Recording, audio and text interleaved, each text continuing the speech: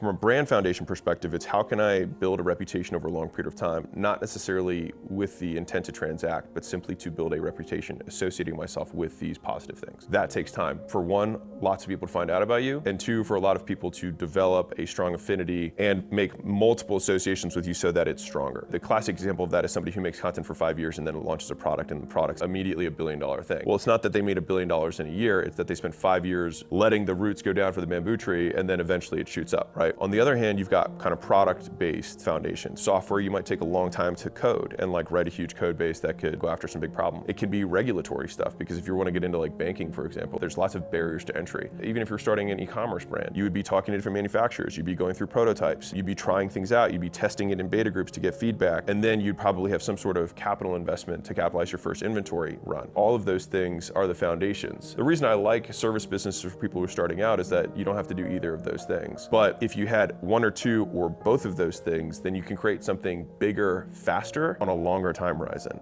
It's actually the classic example of how long do you sharpen the axe. If someone is doing a business that they have no leverage because they built no foundation, they basically just take whatever axe is given to them and they just start hacking away at the tree. Except in the game of business, the tree might be a mile wide, and the axe that you have could be a lightsaber if you spend enough time sharpening it. Even if it took one guy a year of going from dull axe to lightsaber, he would still catch up at year 2, and then from year 2 to 10 doesn't even get close to the other guy. But the problem is that everybody listens to everyone else who's judging them on their time horizon. Like, you quit your job on an employee time horizon, your family's like, have you started making money yet? And you're like, it's been 2 weeks. They're like, well, yeah, this is when you would normally get a paycheck. Your measuring stick has to change when you get into a different game.